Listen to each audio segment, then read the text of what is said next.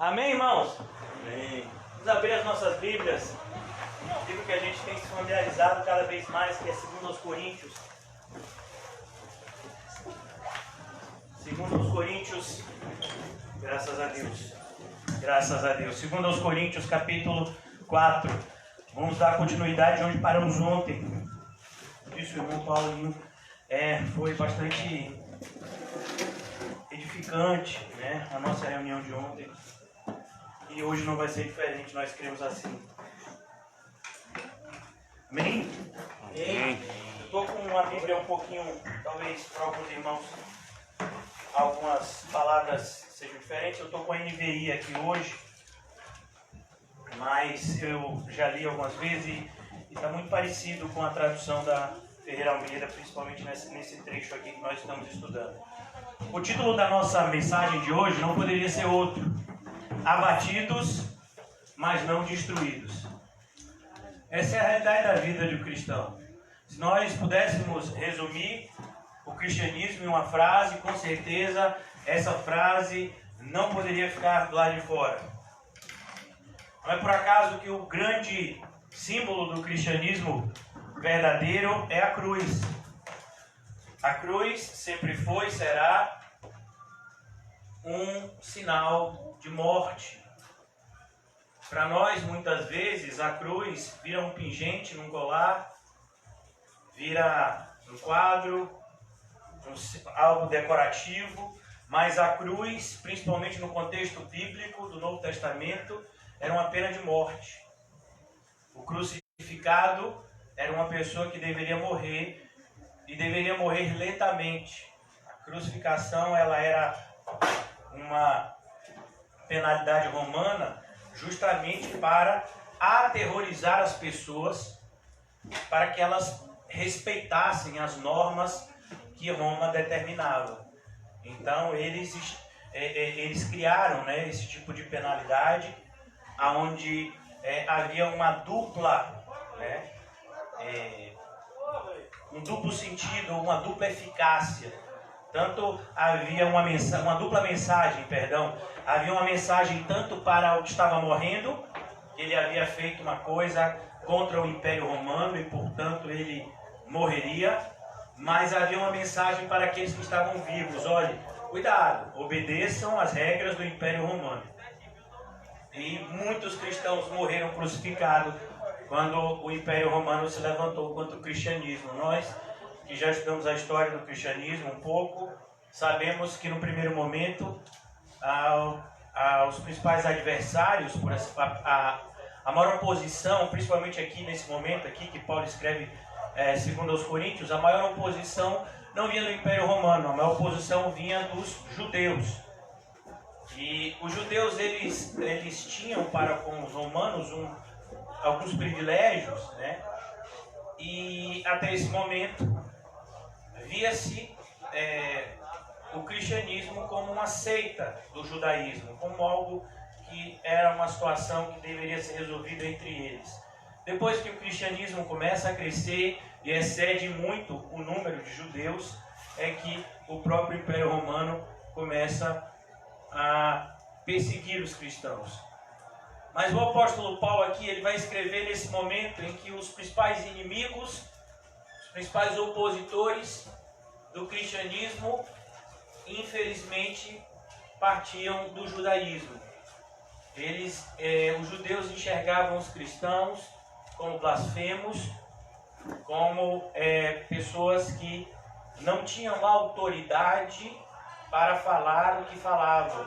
E principalmente, eles viam os cristãos como pessoas que se levantavam contra a lei de Moisés, que para eles era algo muito sagrado.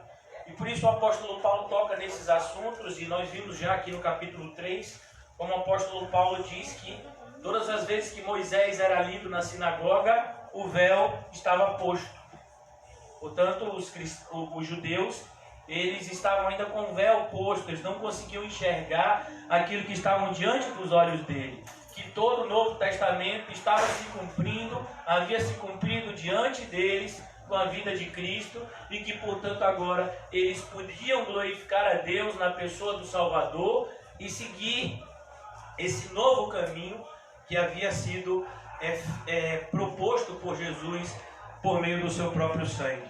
Acho que está baixo, né? Pode aumentar um pouquinho, né? Para não forçar minha garganta. Mas se quiser forçar também a garganta, tá aqui para forçar mesmo. Vamos lá, né?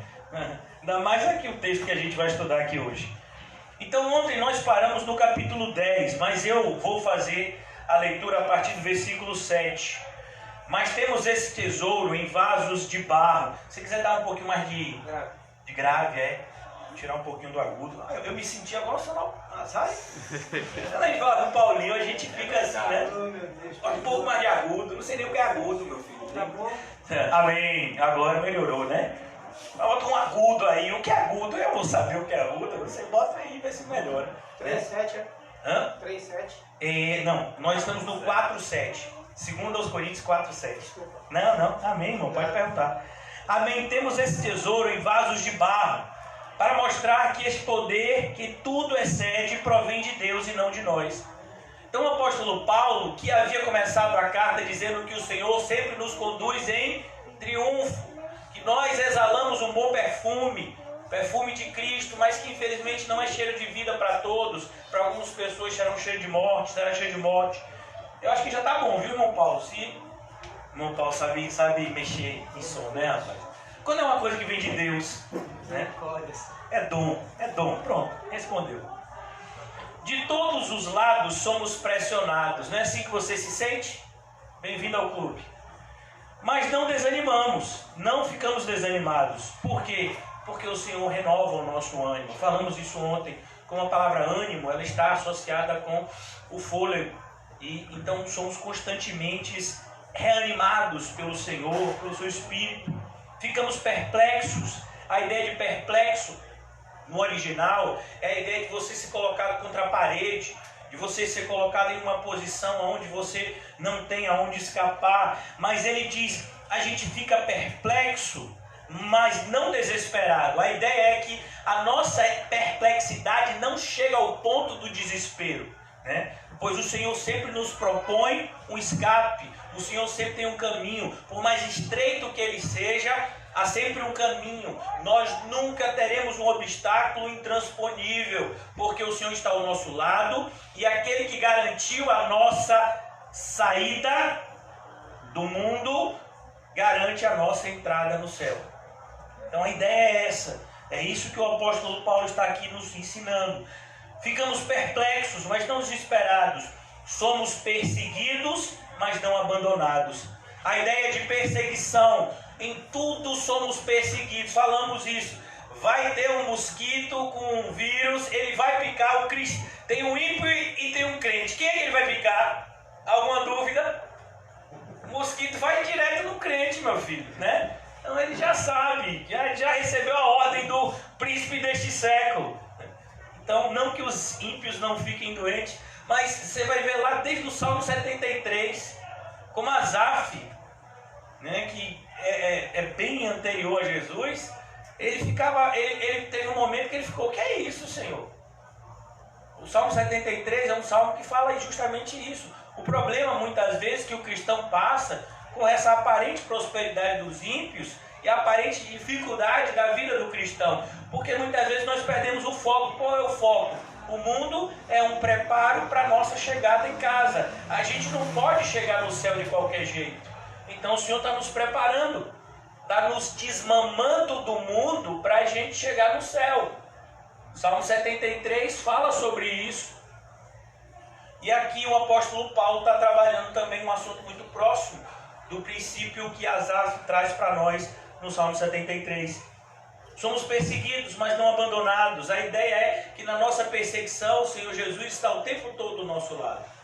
Hoje eu tive a oportunidade de ver alguns vídeos a respeito da história da igreja, né? E vi a respeito do martírio dessas duas mulheres, Perpétua e Felicidade, né? Felicidade é o nome de uma mulher, ela era escrava, né? Ela era serva de Perpétua. As duas haviam sido presas por serem cristãs e elas tinham filhos. Perpétua estava grávida, portanto não poderia ser morta, havia essa lei no Império Romano, mas a gravidez dela se antecipou, ela acaba dando o seu filho para outras pessoas criarem, e ela é martirizada, ela não nega a Cristo.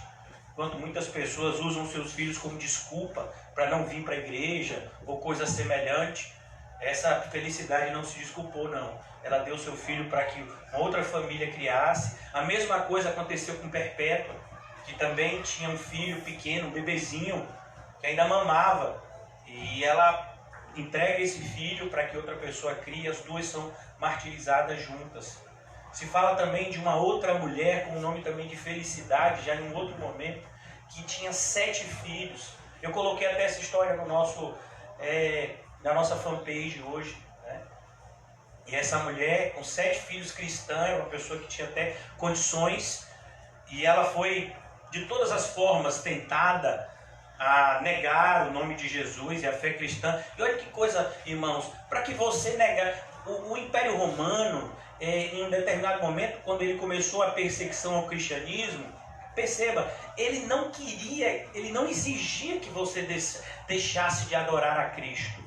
O que ele exigia era que você adorasse a César. Vários imperadores romanos, quando subiram, né, ao trono, eles começaram a exigir adoração. Então dizia assim: você pode continuar adorando o seu Deus, que no caso dos cristãos era Cristo, mas vocês vão ter que adorar César. E a adoração de César era muito simples. Você só precisava pegar um pouquinho de incenso e colocar num lugar que ficava queimando. Pronto. Se você fizesse isso, você estava liberado, você podia voltar a ser cristão. Mas para um cristão fazer isso significava o quê? Rasgar a sua fé. E um cristão verdadeiro jamais estava disposto a fazer isso. Foi o que a gente assistiu o filme de Policarpo. O filme de Policarpo retrata bem isso. Porque é só você pegar um incenso, rapaz. Qual é a diferença de Jesus para os outros deuses que existiam? Porque entenda, o Império Romano era quem dominava o mundo inteiro conhecido naquela época. Então ele permitia adoração a todo tipo de deuses. Cada povo que o Império Romano dominava, tinha os seus deuses locais. E o Império Romano não se metia nisso. Mas ele exigia em alguns momentos ele começou a exigir a adoração a esse Deus, né? No caso que era o imperador. E os cristãos não se rendiam, os verdadeiros cristãos. A gente sabe que existiam muitos que retrocediam, né? Muitos retrocederam, mas muitos também perseveraram até o fim, até a morte. É o caso dessa mulher. A gente fala tanto do ministério feminino, ela tinha 7 filhos, era uma viúva que tinha uma condição financeira, que ajudava muito na igreja, e ela foi presa e mataram seus filhos. E um dos pedidos que ela fez a Deus é que ela tivesse a oportunidade, os filhos dela cristãos, que ela tivesse a oportunidade de ser morta por último. Olha que coisa! Mas se fosse outra pessoa, isso aqui eu morra primeiro para eu não ver, né? Porque ela queria motivar os filhos dela a não retrocederem. Olha que visão, irmãos! Será que seria essa a nossa visão? Ou a gente diria para o nosso filho: ô meu filho, joga aí um incenso para César e salva a sua vida. Eu não vou entrar ver meu filho morrer, não. E os filhos dela não morreram, irmãos, de mortes assim sem dor, não. Muitos foram espancados até a morte. E aí, como é que seria a sua atitude? E aí a gente vê esse cristianismo água com açúcar de hoje, onde as pessoas ficam com medo de tudo, não podem passar por nada. Onde se você pisar no pé do outro, o outro já olha para você de cara feia. Então, Paulo está falando aqui para cristãos, diante de uma realidade que muitos de nós não fazemos a ideia e não queremos fazer. Porque basta você estudar. Existem centenas de vídeos, e vídeos verdadeiros e com conteúdo bom, mas você percebe logo que não são assistidos. Quando você vê a quantidade de acessos dos vídeos que realmente são edificantes, é muito pequeno. Mas se você quiser saber da história da igreja, você vê alguns vídeos no YouTube.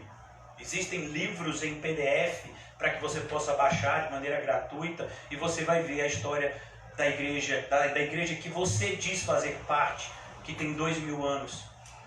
Será que a gente não seja como conta-se uma história a respeito de uma mulher que o pastor disse: ó irmã, eu queria que você preparasse um estudo para as irmãs sobre a história da igreja. Aí a irmã preparou o estudo, quando chegou no dia lá de fazer o estudo, disse: a nossa igreja começou em 1930, quando o nosso pastor nasceu. Ô gente, que isso? Que igreja é essa que começou com o nascimento de um pastor? Não, a nossa igreja começou com Cristo.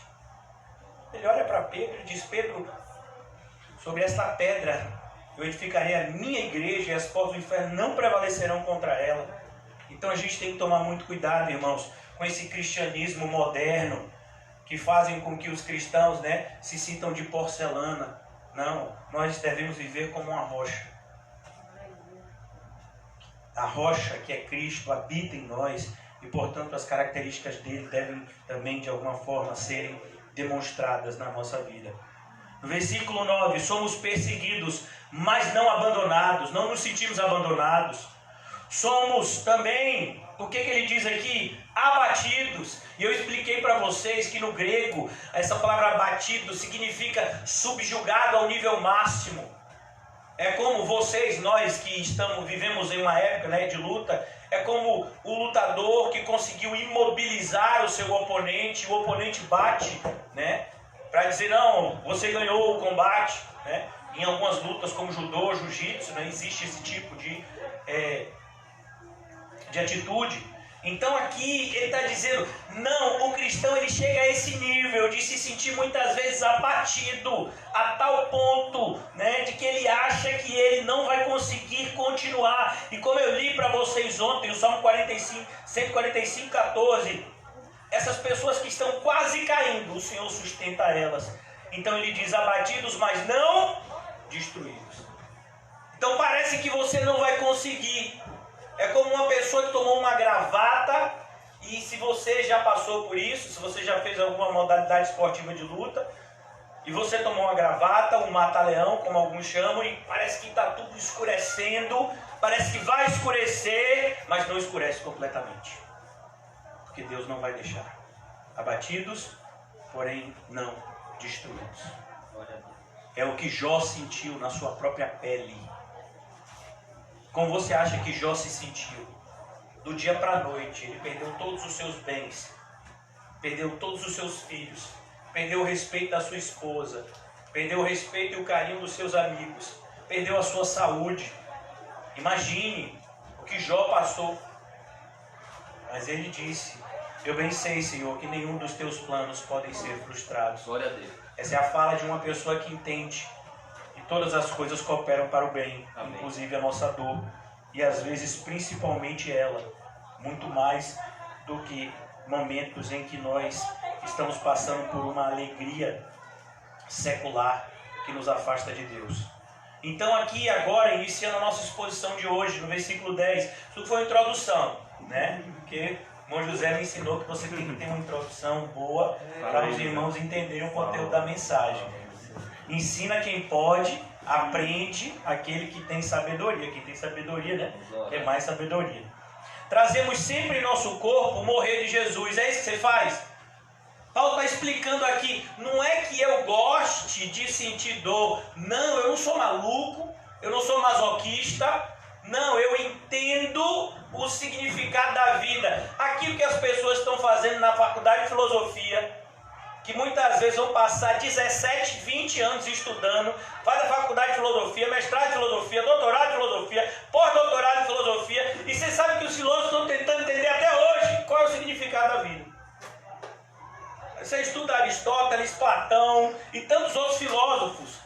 O que é que eles estão querendo entender? Cada um tem a sua opinião, Mas o foco principal da filosofia é qual o significado da vida. O que o homem está fazendo no universo? Isso é o foco principal. Às vezes as pessoas estão estudando a vida inteira. E a Bíblia explica isso para a gente de maneira tão tranquila, gente. Mas é o orgulho do homem que não permite que ele veja a sabedoria de Deus diante dos seus olhos. Então aqui o apóstolo Paulo nos traz essa sabedoria. Trazemos sempre no nosso corpo o morrer de Jesus. Você tem que se identificar com o seu Salvador, pois o Senhor vem salvar, Ele vem buscar os seus discípulos. A palavra discípulos, que no hebraico, no como Jesus falava no aramaico, era uma palavra chamada de talmidim. Então você tinha que ser todo rabino, todo rabi, todo rabune, todo mestre, tinha os seus talmidins, que eram os seus discípulos, que seguiam o mestre e buscavam imitá-lo. Por isso o próprio Jesus diz que nenhum discípulo é superior ao seu mestre, mas ele busca em tudo ser igual a ele. E não é diferente com Jesus. Jesus é o nosso Salvador, Ele é o nosso Senhor e Ele também é o nosso mestre. Portanto, nós devemos seguir aquilo que Ele nos ensinou. E a pergunta é, e a gente está seguindo?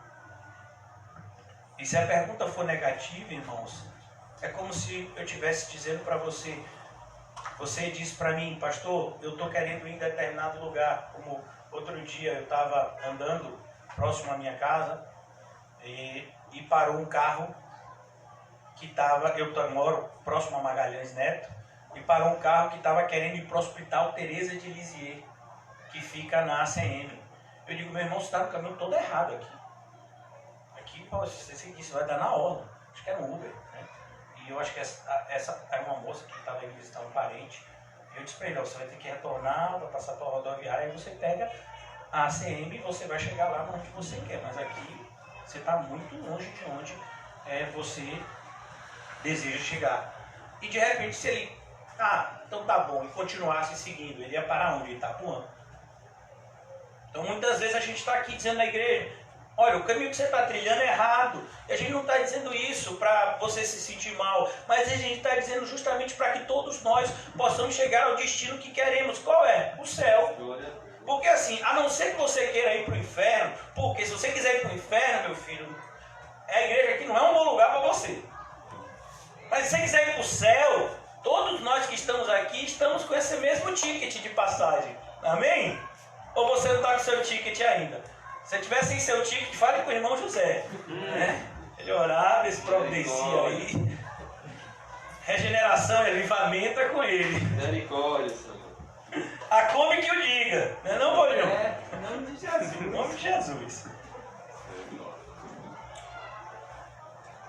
Já tem até o nome da Kombi, né? O nome da Kombi vai ser avivamento.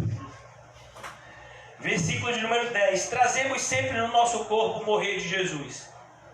Porque, irmãos, entenda, eu quero que você preste bastante atenção numa lei que existe da natureza. Dois corpos não podem ocupar o mesmo lugar no espaço. Você sabia disso? E você sabe como foi que o inventor, que na verdade não inventou, mas o físico que percebeu essa lei universal, ele foi tomar banho na banheira. E aí ele percebeu que a banheira estava cheia. Quando ele entrou na banheira, a água saiu. Ele disse, rapaz, por que essa água sai?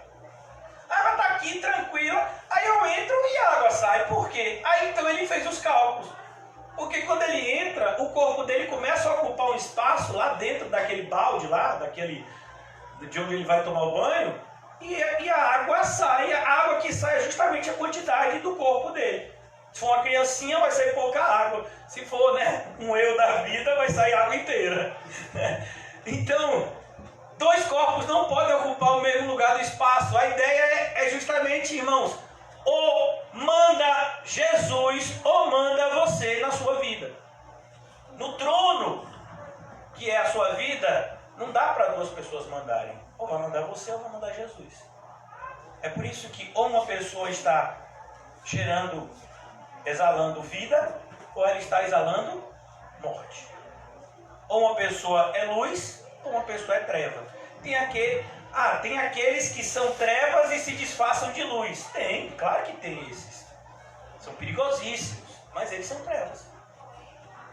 Então a Bíblia fala deles, para a gente ter todo o cuidado. Por isso que como é que a gente sabe que alguém é cristão? É a mesma característica, né, da agricultura de Israel de 2000 anos atrás. Como é que eu sei que uma árvore dá laranja, Edeval? Edeval é o nosso irmão que ele é índio. Quando a gente for evangelizar os índios, ele vai com a gente. Ele tem parente, né, que eram índios. Então ele entende bastante de plantação e essas coisas. Como é que eu sei que uma árvore dá laranja? Como é que eu sei?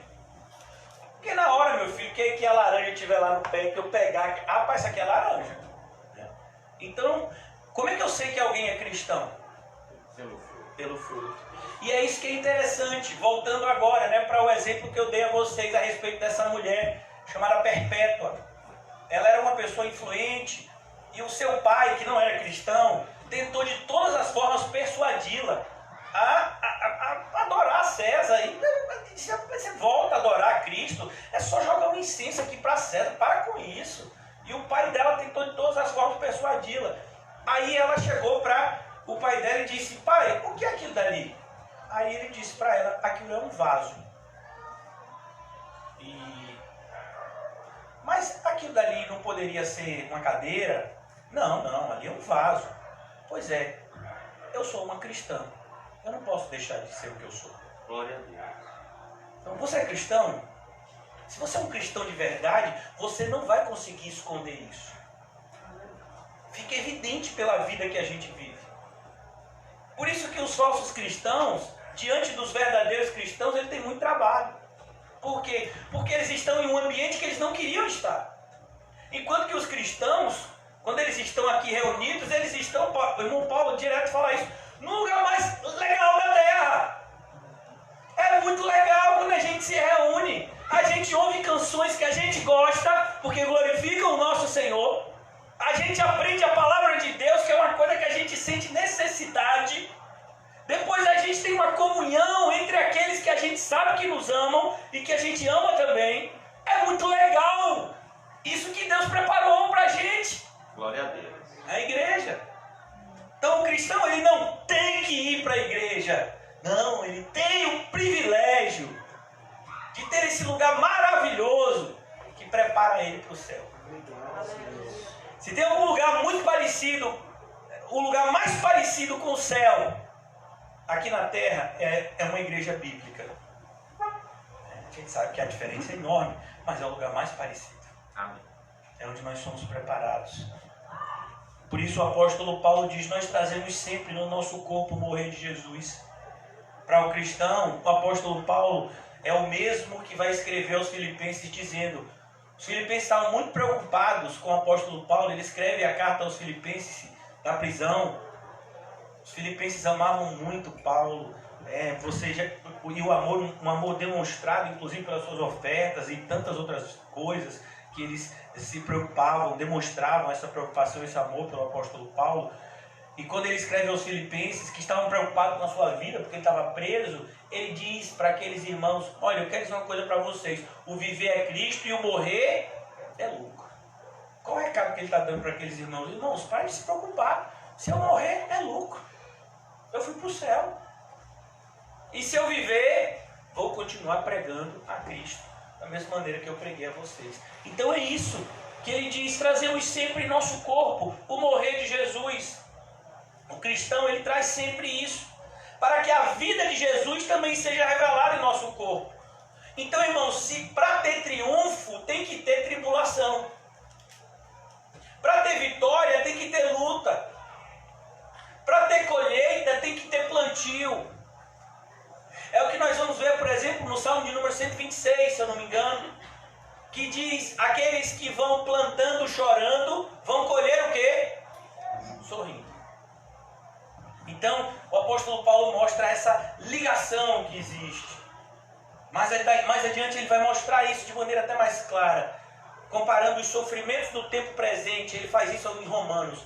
Ele diz: os sofrimentos desta era, desse momento, não podem se comparar com a glória. Não podem. Então, tudo que nós passamos aqui é uma grande preparação para a nossa entrada no céu. Por isso, irmãos, não pode e não vai ser fácil a sua vida. O apóstolo Pedro, inclusive, disse que os cristãos, eles passarão por inúmeras dificuldades. E ele chega a dizer: se o justo é salvo debaixo de inúmeras dificuldades, imagine o que Deus tem reservado para o ímpio e para o pecador. Se Deus trata os seus filhos desse jeito, por conta da sua própria justiça e da sua santidade, pois a maior parte do sofrimento, irmãos, que a gente passa é por conta da nossa santificação. Sabe por que a gente sofre tanto? Porque a gente não quer ser santificado. É como uma criança. Eu tenho filhos em casa, né? Aqui estão os 3 pequenininhos aqui do Senhor. E eu, agora mais não, né? Que elas já estão, uma fica toda hora dizendo, eu tô quase seu tamanho, né? Com 11 anos, Letícia. Mas, antigamente, elas ficavam mais discutindo para não tomar banho do que propriamente tomando banho. Tomava banho em 5 minutos, rapidinho, jogou água, lavou cabelo, shampoo, condicionador, 5 minutos. Mas era meia hora. Ah, porque eu tenho que tomar banho. Mas eu já tomei. Mas tá frio. Mas o quê? Ah, não. E, rapaz, vai tomar banho. É assim mesmo. Em nome de Jesus, alma. Oh, Deus, eu também passo por isso. E aí você passa mais tempo, né, nessa discussão boba do que propriamente no banho. Na santificação o processo é esse. Deus está dizendo, faça isso.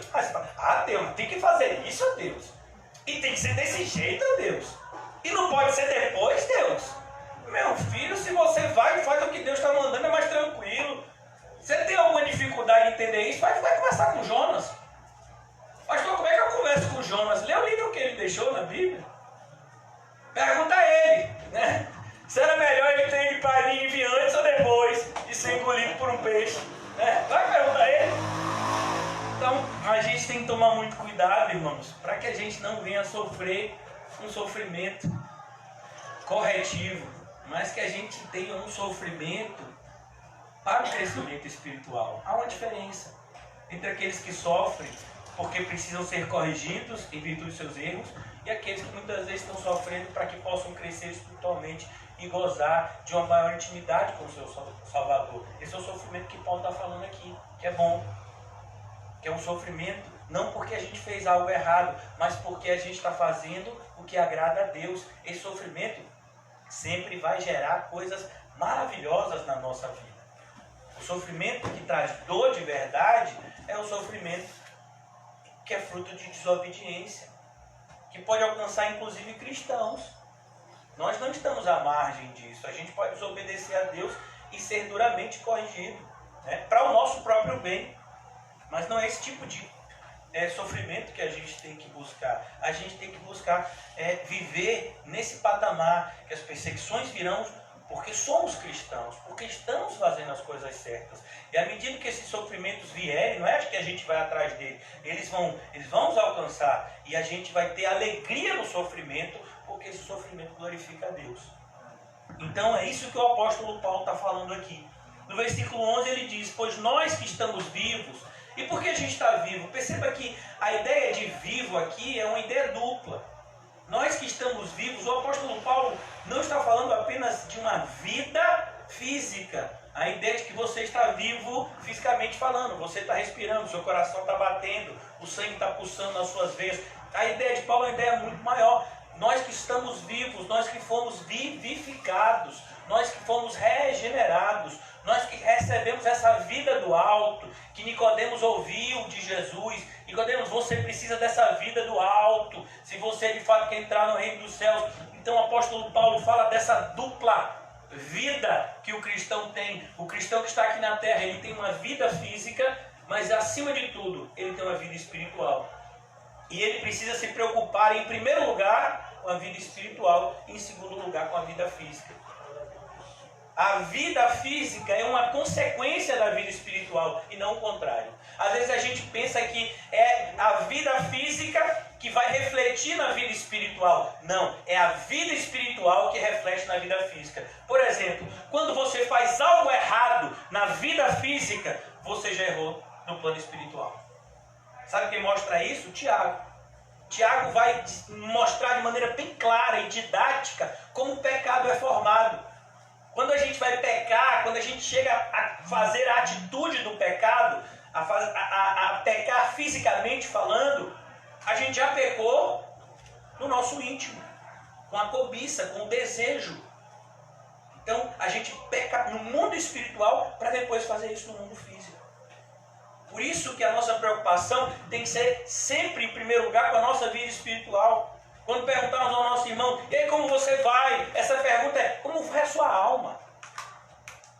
Eu acho tão bonito. Né? As cartas de João são coisas lindas. Tem 2 cartinhas pequenas de João. Né? A primeira carta de João é mais é um pouco maior, mas 2ª e 3ª de João são bem pequenininhas, mas elas são tão lindas. Eu acho que em 3ª de João, que ele fala a respeito de um cristão chamado Gaio, e ele diz algo assim para Gaio que eu acho tão lindo, né? Gaio, eu desejo que você seja próspero, como próspera é a tua alma. Olha que coisa, irmão. Gaio era uma pessoa que tinha condições, mas ele não usava os seus recursos para ter uma vida boa. Não, ele usava os seus recursos em prol do Evangelho. E aí o apóstolo João diz: ó, Gaio, você é um homem próspero. Do ponto de vista material, ele tinha até condições financeiras de viver uma vida de luxo, mas ele não fazia isso. Sabe por quê? Porque próspera é a tua alma. Esses recursos têm chegado na sua mão, Gaio, e você tem entendido o propósito deles. Como está escrito na carta de Tiago, que precisou exortar irmãos na igreja: olha, avisa os ricos da presente era que sejam ricos Em boas obras. em boas obras. Não, o dinheiro não é para você. O dinheiro é para glorificar a Deus, como qualquer coisa na nossa vida. Glória a Deus. Tudo na nossa vida tem que glorificar a Deus. E a nossa vida financeira não está do lado de fora. Eu vejo que tem muitas pessoas que ficam preocupadas, né? Pastor, o dízimo é bíblico ou não? Como essa semana de novo me perguntaram. E eu não vou entrar nesse debate infrutífero. Meu filho, eu quero te dizer uma coisa: o cristão é generoso. O cristão não se preocupa. O cristão não dizima só. Ele quer fazer muito mais do que isso, porque ele sabe que o dízimo é tão pouco. Quem dá o dízimo são os judeus. O cristão, ele dizima e oferta, e muitas vezes a oferta é muito maior que o dízimo. Por quê? Porque ele entende que aquilo que está na mão dele, de forma material, tem que ser usado para a glória de Deus. Senão, está sendo usado para a glória do diabo. Só tem essas duas opções. Então aqui ele deixa de maneira muito clara: nós que estamos vivos. E a pergunta é: estamos vivos? Belisca aí seu espírito, não é só carne não. A carne, só a carne eu sei que está viva. Eu quero saber se seu espírito está vivo mesmo? Está vivo? Você está esmurrando o seu próprio corpo? Você está procurando amar os que te odeiam? Orar pelos que te perseguem? Isso é uma prova de vida espiritual, né? Como é que está o seu amor? Porque se a gente amar somente os que nos amam, que diferença existe? Você ainda gosta daquilo que você gostava no passado? Ou você agora tem novo gosto? Isso é prova de vida, irmão. Mas está aí dentro. Fora a gente está vendo aqui, né? A capa que a gente está usando hoje dá para todo mundo ver. Eu quero ver o que está dentro. Trazemos sempre em nosso corpo o morrer de Jesus. Para quê? A vida de Jesus também seja revelada em nosso corpo. Você percebeu, irmãos? A vida de Jesus sendo revelada em nosso corpo. A vida de Jesus. Eu uso sempre esse exemplo porque eu sou apaixonado, né, por esse filme, Paulo, Apóstolo de Cristo.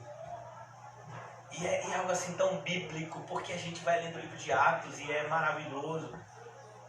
Lucas, a ligação que Lucas tem com Paulo é algo lindo. Quando Paulo escreve uma carta no momento mais difícil da vida de Paulo, qual é a carta que mais doeu para o apóstolo Paulo escrever? Segunda a Timóteo. É a última carta que ele escreveu. Ele já sabia que ia morrer. E ele escreve falando de que muitas pessoas abandonaram a ele. Aí ele diz: mas Lucas está comigo. Olha que coisa linda. O médico amado, ele está aqui comigo. Deus providenciou um amigo sincero para estar ao meu lado nesses últimos momentos.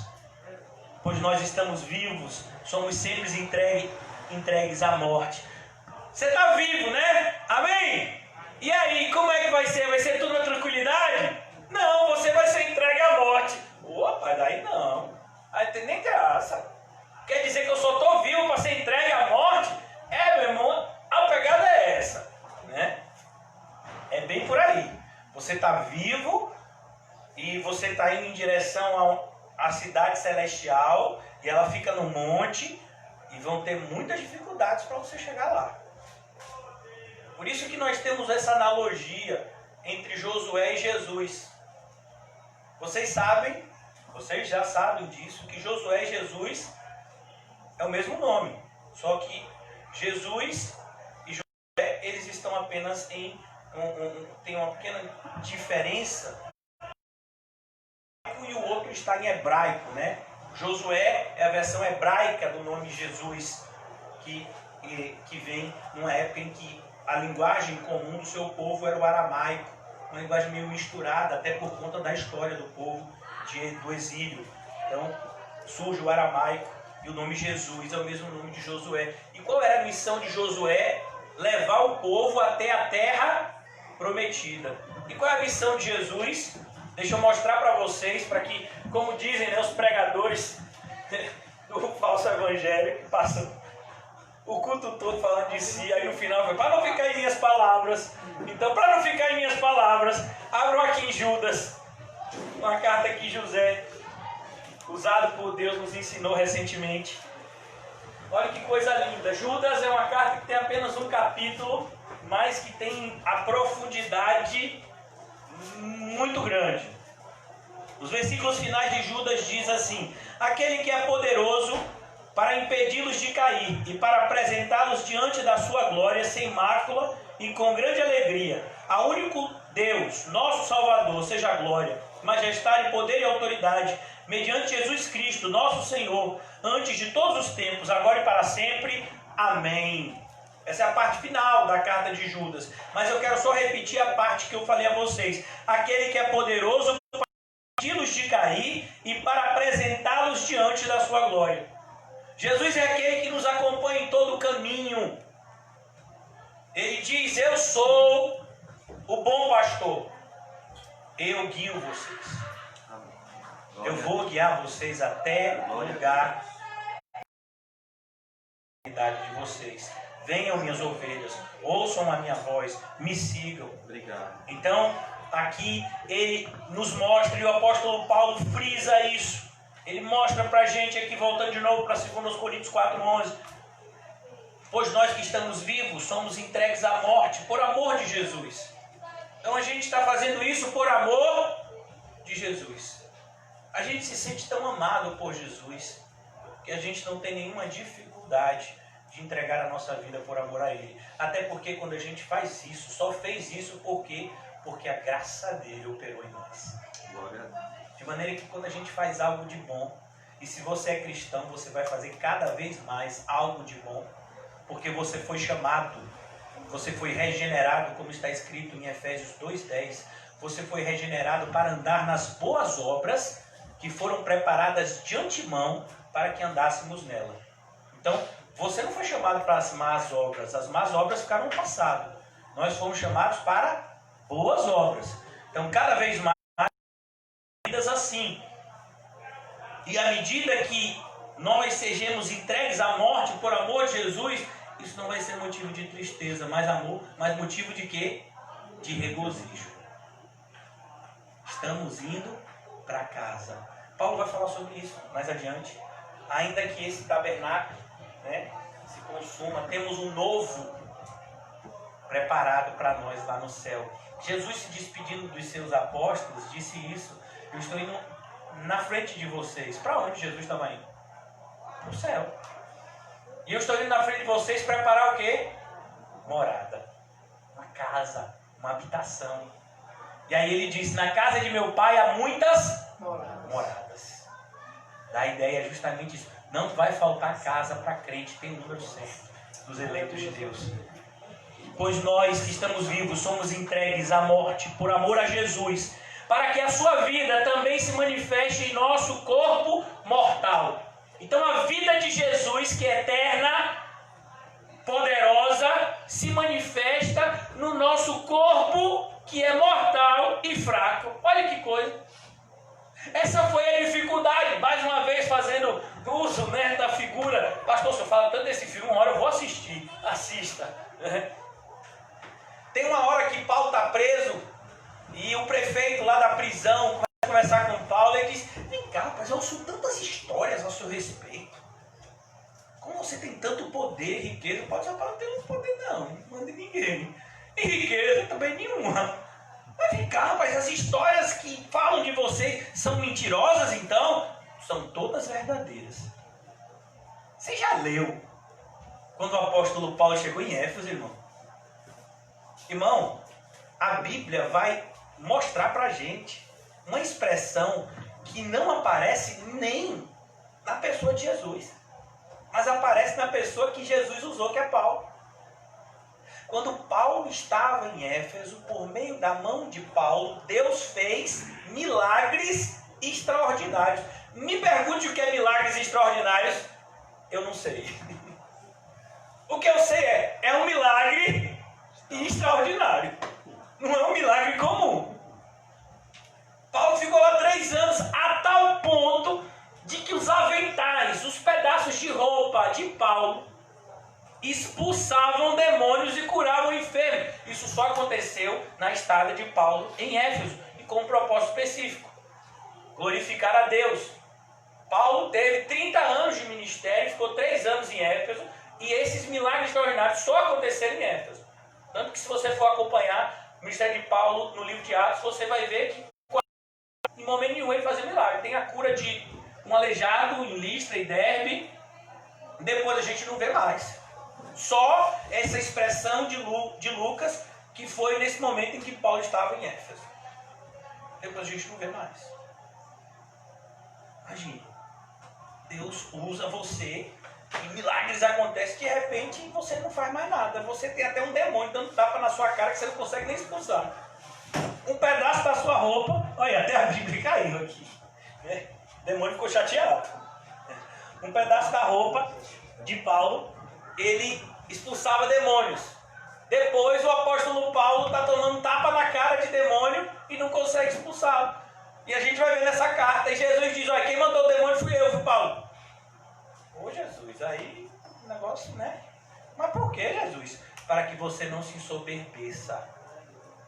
E aí Paulo agradece: então eu glorifico o teu nome, porque agora eu aprendo que é na fraqueza que o poder de Deus opera. Então aqui Paulo está mostrando para a gente algo que ele vai mostrar mais adiante, de modo que em nós atua a morte, mas em vocês a vida. O que Paulo está dizendo? Nós que estamos evangelizando, e eu quero incluir vocês nesse processo, não é uma obrigação minha e de José apenas pregar o evangelho.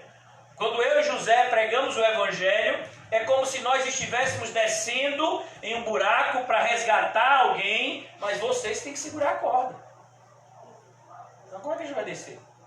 Pastor, isso é bíblico? Ô meu filho, mais bíblico que isso? Como pregarão se não forem enviados? Então, e vocês também têm que dividir a fé de vocês quando Deus abrir porta à palavra. Pode ser no ponto de ônibus, no supermercado, pode ser numa fila para fazer exame de Covid. Você está lá na fila para fazer o exame do Covid, cada um mede a distância do outro, né? Todo mundo pode ser um doente potencial. E aí você está lá na fila do Covid, e fala: rapaz, se eu tiver com esse negócio, eu não sei o que eu faço da minha vida. E você: irmão, aí você fala: tem uma doença muito pior, não acredito. Uma doença pior que o Covid, onde foi que você viu isso? Saiu aonde? É o pecado. Ih, rapaz, botaram um crente maluco aqui na fila do Covid. E aí você começa a apresentar aquela pessoa o evangelho, e de repente aquela pessoa que estava ali vendo como um maluco diz: rapaz, eu acho que eu vou na sua igreja. Se ainda mais se o meu der positivo, eu acho que eu vou mesmo lá. Porque eu vou precisar de alguém orando por mim. Então a ideia que Paulo está dizendo é: em nós que pregamos o evangelho, atua a morte. E Paulo está fazendo uma diferença do nós. Nós é quem prega o verdadeiro evangelho. Dos falsos mestres. Que Paulo não tinha nada a ver com isso. Não tem os falsos mestres que valorizam a vida terrena e que não valorizam a vida espiritual, ou pelo menos dão uma ênfase maior à vida terrena do que à vida espiritual. Como, por exemplo, você vai ver crentes dizendo: vai ter um tempo de deserto e tem o tempo da bênção. Eu sei, irmão, o tempo da bênção é quando a gente chegar no céu. Não, varão, não, aí a gente não aguenta. Não, é aqui na terra. Tem um tempo que você vai se humilhar, mas Deus vai te exaltar. Você vai se empregar, vai ter uma hora que Deus vai te botar em cima de Adão. Você entrou auxiliar de obreiro, mas você vai chegar encarregado, né? Chega a abrir os olhos, tá vendo? Acordou. Quando Deus vai te honrar, meu irmão. Não. A nossa honra é sofrer por Cristo aqui na terra, para que possamos entrar no céu. A gente não vai entrar no céu porque a gente sofre por Cristo aqui na terra. Não, o sofrimento por Cristo aqui na terra é só uma evidência de que nós fomos eleitos para entrar com Cristo no céu. Ele abre a porta, Ele é o caminho, Ele é a própria porta. Então, de modo que nós atua a morte atua. Nós que somos cristãos o tempo todo. Eu quero dar uma notícia para vocês. Vocês têm um dia a menos de vida. O dia de hoje já está quase passando. E a gente nem percebeu. Quando for amanhã, a gente já tem uma semana a menos de vida, porque amanhã termina a semana. Se a gente chegar lá, né? Amanhã. Você está percebendo, irmãos, que a gente já está quase no final de julho. Mês 7. Acho que uma das coisas que a pandemia está fazendo é tirar a noção de tempo da gente. Tem muitas pessoas que você conversa que eles perderam a noção de tempo. Porque começou o isolamento, eu acho que em maio, né? Março começou o isolamento, não foi? Março, abril, maio, junho, julho. Ó. Já imaginou, irmão? Por isso que minhas filhas outro dia estavam conversando comigo. Né? Eu acho que as crianças são imunizadas nesse sentido. Meu pai, a gente vai passar quase o ano todo sem ir para a escola. Porque já está chegando o final do ano, irmão. Então, o que você está fazendo da sua vida? Uma hora vai chegar o fim. E a gente quer ir para onde? Para o céu. A gente quer chegar lá, sabe? Como Jesus mostra Lázaro chegando. Anjos vindo buscar. Coisa linda, uma comitiva de anjos. Glória a Deus. Não precisava, Senhor, disso tudo. Obrigado, Jesus. E o apóstolo Paulo vai fazer referência, irmão, com muito cuidado, porque é muito lindo o que o apóstolo Paulo vai fazer aqui. Eu não sei se vocês perceberam, como eu disse a vocês já durante essa semana, que a gente tem estudado 2 Coríntios já há algum tempo, o apóstolo Paulo está usando muitos termos do Antigo Testamento. Porque, como vocês sabem, os principais opositores do apóstolo Paulo eram os cristãos judaizantes, que diziam, não, a gente quer em Cristo, Cristo é o Salvador, mas para ser cristão você tem que ser judeu antes. E a gente sabe que isso não é verdade, mas os falsos mestres batiam pé firme nisso. Né?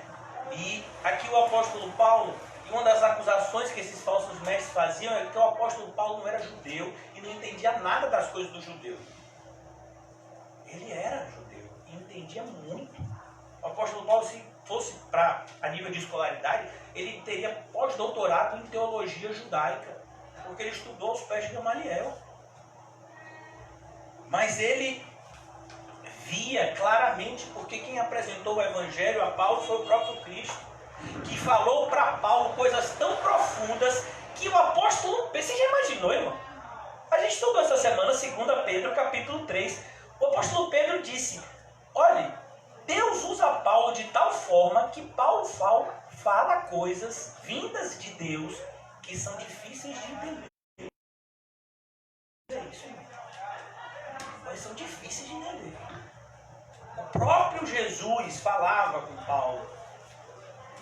A gente já viu lá em Atos 26, quando o apóstolo Paulo está descrevendo a experiência da sua conversão, ele fala que Jesus falou com ele, olha Paulo, eu te apareci para isso e ainda te aparecerei outras vezes.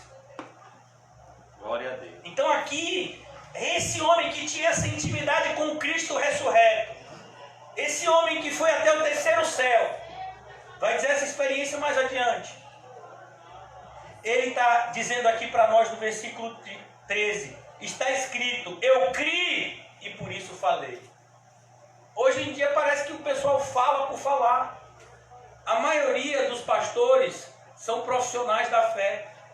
Eles veem na pregação a oportunidade de aparecer. Muita gente na igreja vê isso. O pastor lá não dá oportunidade a ninguém. E desde quando tem esse negócio de oportunidade? Vai estudar a história da igreja. As congregações locais tinham seus pastores. E quando é que tinha outro pastor? Quando o pastor morria, aí tinha outro pastor para colocar daí. Mas o púlpito agora virou o quê? Um palco, onde as pessoas fazem os seus espetáculos. Os pastores, eles não são mais agora apacentadores de ovelhas, mas eles são empresários da área de entretenimento. Eu tenho que entreter as pessoas. Então eu tenho que chamar pessoas que falem coisas, né, que as pessoas gostem de ouvir. Não, essa semana a gente vai ter isso, semana que vem a gente vai ter aquilo, o grupo e vai cantar essa semana fulano aqui, na outra semana vai cantar fulano ali. Vem cá, meu filho, é brincadeira? Desde quando prover entretenimento foi algo que Deus, que Jesus disse que era a obrigação dos seus servos? Não, a gente está aqui para pregar o evangelho, apacentar, repreender, exortar. É isso que a palavra de Deus faz. Então a gente tem que tomar muito cuidado, porque a igreja que nós temos visto nos dias atuais não é a igreja da Bíblia. Cada vez mais a igreja evangélica tem se tornado uma igreja apóstata. Cada vez mais a igreja evangélica moderna tem se aproximado da igreja católica romana, no sentido da apostasia, produzindo líderes que são como papas. A gente vê isso nas principais denominações, né? Temos a Universal, Mundial, a Assembleia de Deus tem o Silas Malafaia, que funciona como um papa dos assembleanos. O que ele fala parece que é lei. Então a gente tem que tomar muito cuidado. A gente não segue essa direção. A gente segue a Cristo e a sua santa palavra, e não ao que os homens estão fazendo com a palavra de Cristo na nossa geração. O que Jesus disse da sua época pode ser muito bem usado para a nossa geração hoje em dia, em relação aos religiosos evangélicos. Geração adúltera e perversa. Pede sinais, mas nenhum sinal será dado. Então a gente tem que tomar cuidado. Agora mesmo a gente vai ver um monte de pastores, presbíteros, sei lá o título que eles têm, mas vão usar o nome de Jesus para procurar galgar um cargo político. Ainda mais quando tem eleições como de vereadores. É aí que os pastores ficam doidos, né, para se elegerem. A gente vai ver isso agora. Não, a nossa fé não é uma fé falsa. A nossa fé é uma fé verdadeira. Ela inundou os nossos corações antes de sair qualquer palavra da nossa boca. E a referência aqui do apóstolo Paulo é muito clara ao Salmo de número 116. Eu gostaria de convidar vocês a abrirem comigo no Salmo 116. O versículo que Paulo faz referência é o versículo 10. Salmo 116, versículo 10. É muito bonita. Parece uma boneca, né? A pessoa me assusta, veja ela andando assim. Eu digo, meu Deus, tem uma boneca na igreja, né? Verdade. Mas esse cabelinho dela assim, desse jeito. Salmo 116, 10. Eu te arrisco para fazer isso. Salva você. Salmo 116, 10. Amém? Amém. Deus é bom, irmãos. Amém. A gente que não presta. Amém. Mas em Cristo Jesus Ele faz a gente prestar. E a gente se assusta com isso. Salmo 116, 10. Eu criei, ainda que tenha dito, estou muito aflito. O Salmo 116 é um salmo de ação de graças. E eu queria terminar com vocês hoje, fazendo uma exposição bem breve aqui, uma conclusão hoje, do Salmo, concluindo no Salmo 116, para, se Deus permitir, amanhã a gente dar continuidade a partir de onde a gente parou, lá em 2 Coríntios. Mas olha que coisa linda que o salmista faz aqui, a partir do versículo 1. Eu amo o Senhor. Olha como ele começa o salmo. Mas quando você vai perceber o contexto do salmo, qual é o contexto do salmo? É alguém que passou por uma aflição muito grande e que o Senhor o ajudou. Eu amo o Senhor, porque Ele me ouviu quando eu lhe fiz a minha súplica. A gente podia dizer isso. A gente orou aqui pela vida de seu Zé Bastos, o pai de José, que passou por uma situação bem difícil. Se tiver qualquer dúvida, converse com José. Seu Zé Bastos é um milagre vivo. como José, como o bichinho, né? Ele deve ter orado muito mais que a gente, até porque ele faz isso, né? Naturalmente, orar muito mais que a gente. Mas imagine, orando pelo papai dele. Eu acho que foi por isso que Deus colocou ele na loja, para poder ele orar mais. Lembrar mais dele. Isso, ele pediu, Senhor, meu pai, traz ele de volta, e trouxe. Ele foi buscar, você vê a alegria para pegar, né? O seu Zé Basto lá, que alegria. Deus é bom. Então, irmãos, a gente precisa entender quantos pedidos você já fez ao Senhor, Ele te concedeu. Só que a maioria de nós funciona como os 9 leprosos. Fala, Deus. 10 curaram, 10 foram curados. Quantos voltaram para agradecer? Só um. E Jesus pergunta, gente, rapaz, cadê os outros 9? Estão comemorando a cura e não voltaram para agradecer? Não. E o que agradeceu ainda nem judeu era samaritano. Glória a Deus. Aí Jesus diz, vai meu filho, vai em paz, a tua fé te salvou. Dos 10 curados, um salvo. A gente pode pedir por muitas vidas e elas serem curadas, mas isso não significa que elas serão salvas. É verdade. Por isso que a nossa luta continua. E eu não vou chamar você de companheiro, eu vou chamar você de irmão, viu? Companheiro. Nossa luta continua, irmão. Eu amo o Senhor, porque Ele me ouviu quando lhe fiz a minha súplica. Ele inclinou os seus ouvidos para mim. Eu invocarei toda a minha vida. Por que você invoca o Senhor? Porque você sabe que Ele te ouve. É verdade. E por que você tem certeza que Ele te ouve? Porque você fala o idioma dele. Por isso que eu vou falar algo que tem gente que fica indignada comigo, uma raiva de mim. Todos vocês sabem que Deus não ouve todas as orações, amém? Tem oração que para Deus é como um palavrão. Eu não sei se o seu ouvido funciona assim. Desde que eu me converti, a minha linguagem mudou. Então, quando às vezes eu frequento alguns lugares, né? Eu vou numa barraquinha, no supermercado, fazer alguma coisa normal, né? E vejo alguém falar um palavrão assim pra mim, um negócio tão feio. Eu saio do mesmo lugar na hora, assim. Eu acho aquilo tão feio, né? Oh, meu Deus, a pessoa podia usar uma palavra, né? Não tem necessidade de usar esse tipo de linguajar. E aí a pessoa fala. Então, existem orações que Deus ouve assim. Que tipo de oração é abominável a Deus? Aquela que é contrária à sua palavra. Tem gente que está orando contrário à palavra de Deus. E está dizendo, mas eu estou orando desse jeito. Como é que você está orando desse jeito? Não pode. Você tem que se arrepender. Por isso que, não sei se vocês já leram 2 Crônicas 7,14. Se o meu povo, que se chama pelo meu nome, se humilhar, se humilhar, se arrepender, essa é a oração que Deus ouve. Eu ouvirei do céu e sararei a sua terra. Mas se você não passa por esse processo de arrependimento, para falar a linguagem que Deus quer que você fale, não ache que Deus ouve a sua oração.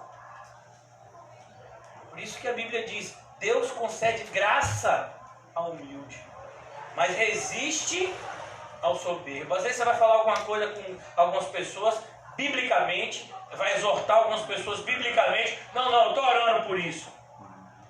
Orando por isso? É como uma pessoa que diz assim, fulano, você tem que, você tem que buscar mais de Deus. Eu estou orando por isso. Orando para buscar mais de Deus. Como a Bíblia vai dizer, a necessidade que a gente tem. Então a gente tem que tomar muito cuidado, irmãos. Por isso que a gente agradece a Deus por saber que o invocamos e Ele ouve o nosso clamor. Por quê? Porque nós falamos segundo a sua linguagem, a Bíblia. Mas a partir do momento que eu falar qualquer coisa que não seja bíblico aqui, irmãos, eu estou desautorizado por Deus e pode ter certeza absoluta que não tenho nenhuma autoridade para fazer qualquer pedido a Ele. Se eu estou em desacordo com a sua palavra, e nós vamos ver isso, por exemplo, na vida do próprio Jeremias. Jeremias está orando para que o povo de Deus seja abençoado, para que Deus tenha misericórdia do povo lá da época dele. Sabe o que Deus disse para Jeremias? 2 vezes. Jeremias, pare de orar por esse povo. Pare. Eu não vou ouvir essa oração. Então a gente tem que tomar muito cuidado e valorizar quando a gente ora e Deus ouve e responde. Tem que dar essa alegria. Eu amo o Senhor. Por quê? Porque Ele conversa comigo. Oração é um diálogo, não um monólogo. Só o fato de Deus nos ouvir, sabe, já é um privilégio. Ele pode não fazer nada daquilo que a gente pediu, ou até fazer o contrário daquilo que a gente pediu. Por quê? Porque Ele sabe o que é melhor para nós. Deus, eu quero muito fazer isso. E aí Deus, eu quero muito ir nessa direção. Aí Deus diz, não, você vai naquela. E aí você glorifica. Aí você diz, rapaz, você está glorificando por quê? Você pediu para ir naquela direção. Deus te mandou para ir naquela, porque Ele sabe o que é melhor para mim. Ele me mandou ir naquela, então eu estou seguro. Porque Deus não vai me mandar para um lugar que Ele não me proteja. Essa é a ideia do salmista. As cordas da morte me envolveram. Por que Paulo fez referência a esse salmo, irmãos? Se lembram como começa 2 Coríntios? Tivemos sobre nós a sentença de morte. Mas aí eu me lembrei que temos um Deus que ressuscita os mortos. Paulo se lembrou desse salmo quando estava escrevendo 2 Coríntios. As cordas da morte me envolveram, as angústias do Sheol vieram sobre mim. Sheol, irmãos, é uma palavra que fala da mansão dos mortos, lugar que você vai depois da sua morte. A aflição da tristeza me dominou. Então clamei pelo nome do Senhor. Livra-me, Senhor! Tem uma versão mais neotestamentária. Salva-me, Senhor! Está lá em Mateus 14:30, se eu não me engano. Salva-me. Qualquer dúvida, pergunte a José. O Senhor é misericordioso e justo. O nosso Deus é compassivo. O Senhor protege os simples. Quando eu já estava sem forças, Ele me salvou. Ele me salvou quando? Quando eu já estava sem força. Percebeu a proximidade daquilo que Paulo está falando para a gente em 2 Coríntios 4? Abatidos, porém não foi o título da gente hoje. Eu já estava sem forças, eu já achava que eu ia submergir, mas aí o Senhor veio e me salvou. Retorne ao seu descanso, ó minha alma. Ó, quem tem que descansar é o seu corpo? É a alma. Nosso corpo pode às vezes ficar deitado numa cama dias e a alma não descansa. Pergunte para as pessoas que estão no COVID, de Covid agora, no UTI ou no ambulatório. Eles estão talvez deitados há dias, mas a alma está cansada, está desesperada, abatida. Versículo 7 ainda. Retorne ao seu descanso, a minha alma, porque o Senhor tem sido bom para você. O Senhor é bom para você? Maravilhoso. Amém. Independentemente, está chovendo, fazendo sol, frio, calor, fome, Deus é bom. Glória a Deus. É isso que eu sei, né? Pastor, o senhor está falando isso, pastor, mas nesse ano de 2017 o senhor pegou tanta enfermidade, até o Covid você não escapou, quase morre. Deus é bom. 2020, Foi tanta enfermidade, o negócio de uma herpes zoster, é uma doença que eu nem sabia que existia, que só dá em gente de 60 anos, eu ainda tenho 40. E aí, eu falei assim, eu peguei herpes zoster porque Deus vai me liberando no Covid. E aí, não tem negócio de liberação não, meu filho, eu primeiro, tchau. E aí eu falei, não, vou pegar um Covid mais tranquilo. Que tranquilo, meu filho, pneumonia viral. E aí o pulmão quase foi embora. Mas Deus é bom. Amém. Deus é bom. E se Ele tivesse me matado, e eu acredito que eu estaria no céu, pela graça de Deus, Ele ia continuar sendo bom. Porque Ele ia providenciar para vocês um pastor melhor ainda que o irmão José. Não. Amém? Ele sabe de Glória a Deus.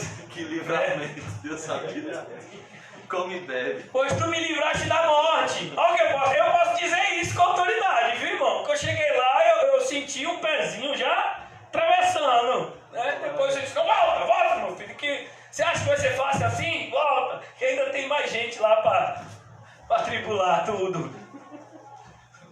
Eu que o digo, o dia de hoje já começou com tribulando lá no CAC, eu digo, Deus, ajuda, Pai, em nome de Jesus, vai na frente. Pois tu me livraste da morte e livraste os meus olhos das lágrimas, os meus pés de tropeçar, para que eu pudesse andar diante do Senhor. Por que a gente quer viver uma vida santa? Para fazer igual os fariseus? Para poder se auto-elogiar? Não, a gente quer viver uma vida santa para que Deus veja a gente viver uma vida santa. Estou preocupado se vocês estão achando que eu sou um pastor, que oro, que faço, que aconteça. Não, eu quero que Deus veja isso, meu filho. É Deus que tem que dizer se eu sou um homem de oração ou não. Se eu sou um pastor verdadeiro ou não. Se tem gente que me chama de playboy, de pastorzinho, disso e daquilo, o problema é deles. Eu quero saber o que Deus pensa de mim. É isso que é importante. E você deveria pensar isso também. É o que eu ensino para minhas filhas. Elas me perguntam, pai, falaram isso e aquilo. Meu filho, o importante é o que Deus pensa da gente. Você está agradando a Deus? É isso que eu ensino para elas. E aqui ele diz, para que eu pudesse andar diante do Senhor. É isso que a gente quer, andar diante do Senhor. Glória a Deus. Sabe? Andar diante dele, na companhia dele, na terra dos viventes. E eu concluo aqui onde eu comecei. Eu criei, ainda que tenha dito, estou muito aflito. Eu estava muito aflito, mas eu criei. Por isso eu falei.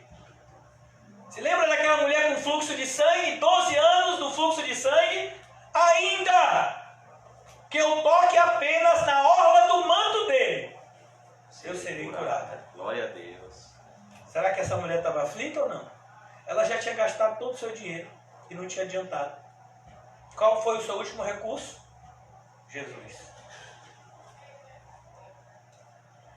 Jairo vai até Jesus com a filha entre a vida e a morte. Quando Jesus está indo em direção à casa de Jairo, Jairo, meu filho, sua filha já morreu. Não incomodes mais o mestre. Jesus olha para Jairo e diz, Jairo, não ouça eles. Ouça a mim. Não morreu não. E o povo ainda ficou indignado com Jesus. Jesus, você acha que a gente não sabe quando uma pessoa morreu? A gente sabe, a menina morreu, rapaz. A gente já foi lá, já viu, tá morta. Mas Jesus estava querendo dizer isso, que aquela morte ali era só para que a glória de Deus fosse manifestada na vida daqueles que eram seus eleitos. Porque independentemente da ressurreição daquela menina, quem era incrédulo continua incrédulo. E quem era crente, acredita não porque a menina foi ressuscitada, mas pela palavra que saiu da boca de Cristo. De maneira que o que nos concede fé é a palavra. Por isso que está escrito lá em Romanos. A fé vem pelo... Vê milagres? Vem pelo ouvir e o ouvir da palavra de Deus. De maneira que aqueles que não ouvem a palavra de Deus não vão ter fé. Então aqui ele diz, versículo 10. Eu criei, ainda que tenha dito, estou muito aflito, em pânico eu disse, ninguém merece confiança. Como posso retribuir ao Senhor toda a sua bondade para comigo? Erguerei o cálice da salvação, invocarei o nome do Senhor. Cumprirei com o Senhor os meus votos, na presença de todo o seu povo. Meu filho, se tem gente que está fazendo voto, promessa, com o nome que você queira dar. Oh Deus, eu peguei o Covid, mas em nome de Jesus, se o Senhor me salvar desse Covid, eu vou ficar firme, eu não vou pisar mais. Mentira! Quando passar a pandemia, que inventar a vacina, meu filho, já foi o voto. Ou às vezes a pessoa até pegou, ficou imune agora e esqueceu. Está no hospital, rapaz. Senhor, se eu sair desse hospital vivo, vou pegar firme, eu não vou viver mais naquela vida. Olha, o Senhor vê com pesar a morte dos seus fiéis. Não? Por quê? Há uma dupla, sabe?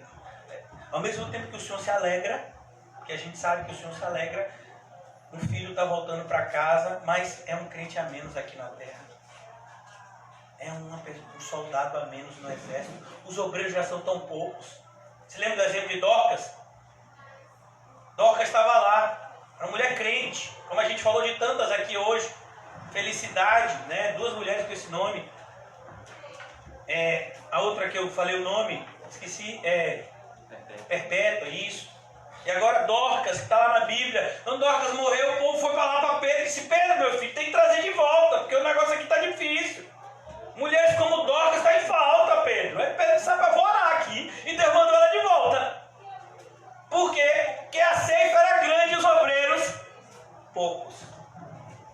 A ideia é essa. Por isso que o Senhor vê com pesar a morte dos seus fiéis, porque é um crente a menos. Diante de uma igreja cada vez mais apóstata. Um número de evangélicos que se multiplicam junto com seus pecados. O que tem de gente hoje dizendo: sou crente, sou crente, sou crente, e vive pior que o ímpio. Quando você vê um crente verdadeiro deixando a terra indo para o céu, você fala: ih, rapaz, vai fazer falta. Vai fazer falta. O Senhor, ó Senhor, sou teu servo. Sim, sou teu servo, filho da tua serva. Livraste-me das minhas correntes. Oferecerei a ti um sacrifício de gratidão. Invocarei o nome do Senhor. Cumprirei para com o Senhor os meus votos, na presença de todo o seu povo, nos pátios da casa do Senhor, no seu interior, ó Jerusalém, aleluia. Sabe o que ele está dizendo aqui? Eu vou para a igreja e ninguém vai me pedir.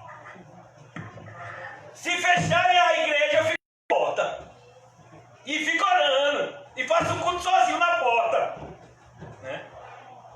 Isso é uma pessoa que está cheia de Deus, irmão. Você está achando que eu estou ficando maluco? Eu estou ficando maluco. Se você acha que eu estou ficando maluco, eu não ligo. Porque, como eu falei para você, eu sei de onde eu vim. E quando eu estou falando que eu sei de onde eu vim, eu não estou falando da minha vida. Eu não estou falando do meu pai, da minha mãe, da vida que eu tive antes da minha conversão. Eu sei de onde eu vim. Eu vim da igreja de Cristo.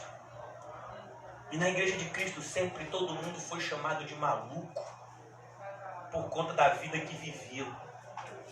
Enquanto estava todo mundo tentando salvar a sua vida, os verdadeiros cristãos estavam entregando a sua vida por amor a Cristo e ao Evangelho. O próprio Jesus foi chamado de estar fora de si, ou seja, de maluco pelos seus próprios familiares, por conta das suas atitudes, que não eram compreendidas por eles no momento em que Jesus estava aqui na terra. Só vieram compreendê-las depois da sua morte e ressurreição. Então nós não podemos esperar o contrário. Vai ter uma oposição? Vai, mas essa oposição vai gerar frutos. Pessoas serão salvas. E acima de tudo, qual é o fruto que o cristão mais anseia? A glória de Deus. A gente quer glorificar a Deus, aquele que nos salvou. A gente quer alegrar Cristo. Imagine o sorriso de Cristo, irmãos. Com as atitudes daquele, sabe, eu fico imaginando. Eu sempre, quando eu estou lendo a Bíblia, eu sempre estou fazendo como se fosse uma espécie de filme na minha mente. Não sei se é porque eu sou maluco, mas quando eu vejo aquele diálogo entre Deus e o diabo e Satanás no livro de Jó, eu fico impressionado. E quanto mais eu estudo aquele trecho 1 e 2 de Jó, mais impressionado eu fico. Quem inicia o diálogo é o próprio Deus. Inicia o diálogo elogiando Jó. Vixe, meu servo Jó, um homem reto e íntegro. Irmãos, quem deu esse testemunho? Deus deu esse testemunho de Jó. Está vendo ali meu servo Jó? Ó. Quem deu o testemunho de João Batista? Muitos falavam muitas coisas de João Batista. E, inclusive, quando Jesus aparece, o ministério de João Batista vai declinando, a ponto de incomodar os próprios. Só a gente não quer fazer fofoca, viu, João? Olha aí. O crente novo convertido, a gente tem que ter muita paciência.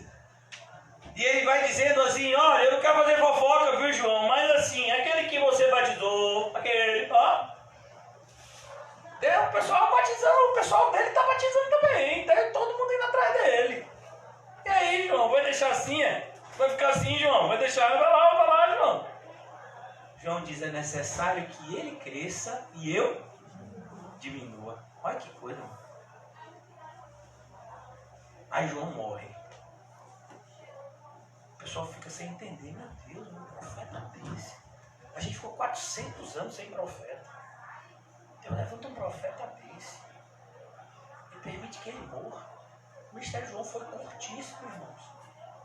Alguns meses apenas. E o povo fica sem entender. Rapaz, será que João foi um verdadeiro profeta? Como é que acontece isso na vida dele? Está questionando o que ele falou. Aí vem Jesus, que é Deus, e diz: sabe João? Aquele que vocês viram lá, que diziam que era maluco, que era isso, que era aquilo. Alguns diziam que era a voz de Deus e que era profeta. Sabe, João é o maior homem nascido de uma mulher. Não é Moisés, não é Abraão, não é Davi, não é o profeta Elias, nem o profeta Samuel. É João Batista, o maior homem nascido de uma mulher. É ele.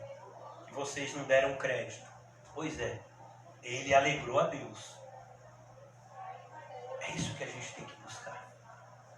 Não ser reconhecido por homens, ser reconhecido por Deus.